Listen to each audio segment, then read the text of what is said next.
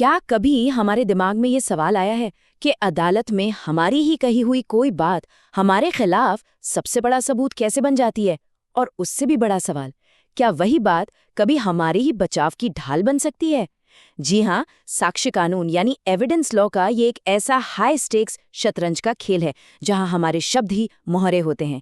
एक गलत चाल और फंदा कस सकता है, लेकिन अगर कानून की बारीकियों की सही समझ हो तो वही शब्द हमें बचा भी सकते हैं।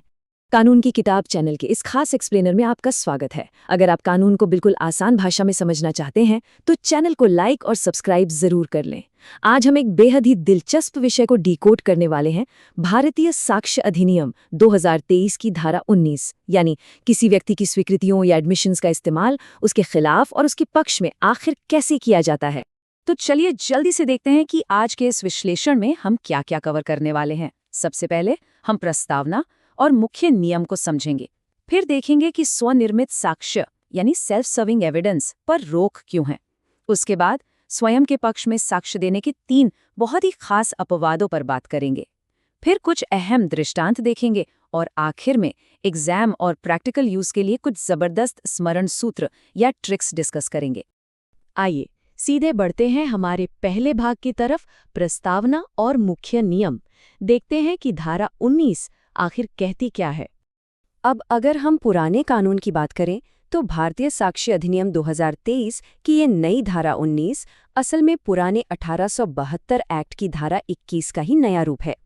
और ये स्वीकृतियों यानी एडमिशंस की एक बहुत ही दिलचस्प 2-साइडेड प्रकृति या दो तरफा नेचर को दिखाती है। बाईं तरफ देखिए, विरुद्ध साबित करना यानी प्रूविंग अगेंस्ट हमेशा अलाउड है। मतलब विरोधी पक्ष हमारी ही किसी बात को हमारे खिलाफ हथियार की तरह बिल्कुल इस्तेमाल कर सकता है। लेकिन दाईं तरफ का रूल कहता है कि पक्ष में साबित करना सामान्यतः बैन है। सीधे शब्दों में कहें तो जो बात आपने खुद मान ली है, विरोधी तो उसे आपके खिलाफ इस्तेमाल कर लेगा, लेकिन आप अपनी ही कही बात को अपने फायदे के लिए इस्तेमाल नहीं कर सकते। अब बढ़ते हैं दूसरे हिस्से पर, स्वनिर्मित साक्ष्य का निषेध। आखिर ये बैन लगाया क्यों गया है? अब ये सवाल उठना बहुत लाजमी है कि भाई कोई इंसान अपनी ही कही बात को अपने बचाव में क्यों नहीं इस्तेमाल कर सकता। इसका सीधा सा जवाब है स्वनिर्मित साक्ष्य यानी सेल्फ सर्विंग एविडेंस का सिद्धांत। ये वो साक्ष्य होता है जो किसी व्यक्ति ने जानबूझकर सिर्फ और सिर्फ अपने फायदे के लिए पहले ही गढ़ लिया हो। सोचिए, अगर अदालतें इसे परमिशन दे दें तो क्या होगा?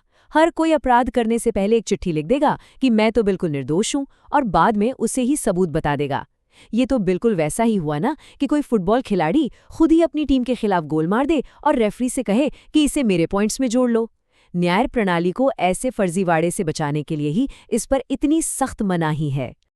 लेकिन हर नियम के कुछ अपवाद होते हैं।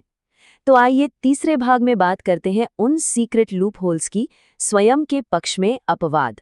कानून हमेशा पूरी तरह से कठोर नहीं होता। जहां एक तरफ अपनी ही बात को अपने पक्ष में इस्तेमाल करने पर रोक है, वहीं कुछ खास सिचुएशंस ऐसी भी हैं जहां बचाव पक्ष अपनी ही चाल चलकर खुद को बचा सकता है। धारा 19 में 3 बहुत ही स्पेसिफिक छूट दी गई हैं। पहली छूट उपधारा 1 में है, धारा 26 के प्रकार के कथन जो इंसान की मृत्यु के बाद भी रेलेवेंट होते हैं। दूसरी छूट है उपधारा 2 में, समकालीन मानसिक या शारीरिक दशा जो आचरण के साथ बिल्कुल मैच करती हों। और तीसरी है उपधारा 3 में, कोई ऐसा कथन जो किसी अन्य कानूनी आधार पर सुसंगत या रेलेवेंट हो। आइए इसे इस टेबल से और भी गहराई से समझते हैं। देखिए, पहले अपवाद का आधार है डॉक्यूमेंट की प्रामाणिकता। जैसे मान लीजिए किसी जहाज के कप्तान की लॉगबुक जो वो रोजमर्रा के काम में लिखता है। दूसरे अपवाद का आधार है समकालीन प्रमाण और आचरण का परफेक्ट तालमेल। मतलब अगर किसी पर नकली सिक्का रखने का आरोप है लेकिन उसने सिक्का मिलते ही किसी एक्सपर्ट से उसकी जांच कराई थी, तो ये कंडक्ट साबित करता है कि उसकी मंशा गलत नहीं थी। और तीसरे अपवाद का बेस है अन्य कानूनी आधार, जैसे किसी दूसरे शहर से भेजा गया डाक चिन्हित पत्र यानी पोस्ट मार्क्ड लेटर जो ये साबित कर दे कि आरोपी तो क्राइम सीन पर था ही नहीं। इसे ही हम एलिबाई कहते हैं। अब समय है इन नियमों को रियल वर्ल्ड में देखने का। भाग 4, महत्वपूर्ण दृष्टांत और विश्लेषण। चलिए पहले अपवाद का एक ऑफिशियल और बहुत ही प्रैक्टिकल उदाहरण देखते हैं।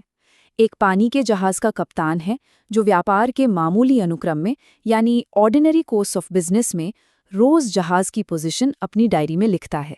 बाद में उस कप्तान पर जहाज को जानबूझकर गलत दिशा में ले जाने का आरोप लग जाता है। तो क्या वो कप्तान उस डायरी को अपने बचाव में पेश कर सकता है? जी बिल्कुल, क्योंकि वो डायरी खास तौर पर बचाव के लिए नहीं बनाई गई थी, वो तो उसका रोज का काम था। अगर कप्तान की मौत भी हो जाती, तब भी धारा 26 के तहत ये डायरी सबूत मानी जाती। इसीलिए जीवित रहते हुए भी वो इससे अपने पक्ष में इस्तेमाल कर सकता है।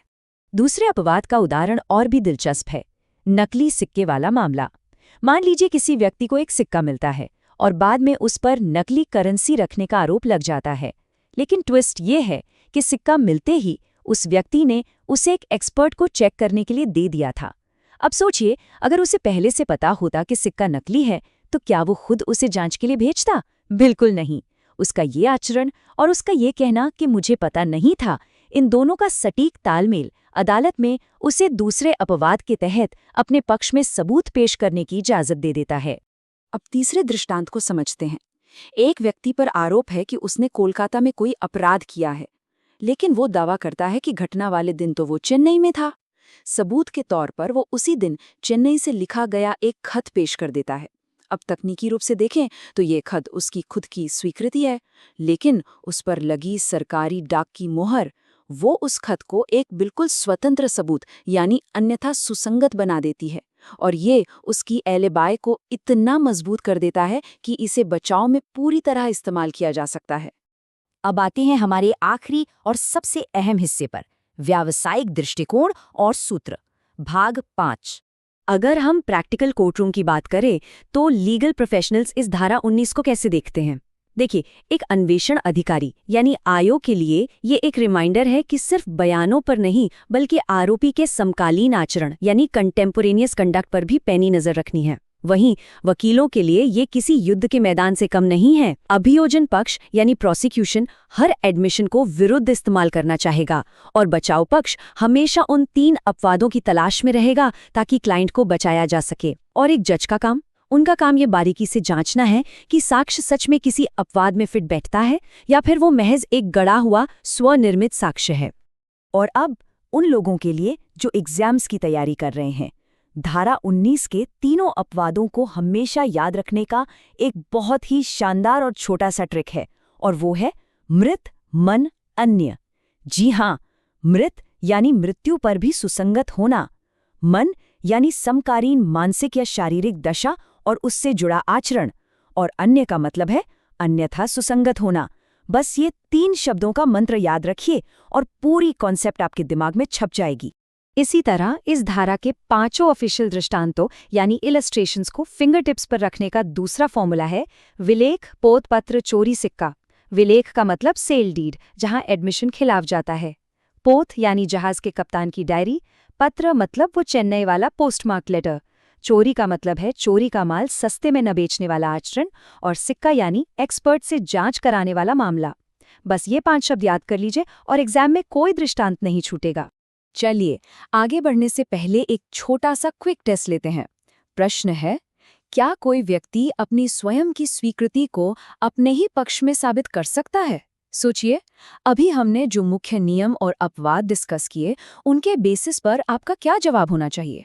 और इसका बिल्कुल सटीक जवाब है सामान्यतः नहीं, क्योंकि वो स्वनिर्मित साक्ष्य माना जाएगा। लेकिन उन 3 विशेष अपवादों को छोड़कर साक्ष्य कानून का ये पूरा शतरंज का खेल बस इसी एक लाइन पर टिका हुआ है। अगर आपने इन 3 अपवादों को समझ लिया तो समझ लीजिए आपने धारा 19 पर पूरी तरह से मास्टरी हासिल कर ली है। तो निष्कर्ष के तौर पर बस इतना कहेंगे, कानून की नज़र में किसी भी इंसान के शब्द ही उसकी सबसे बड़ी गवाही होते हैं।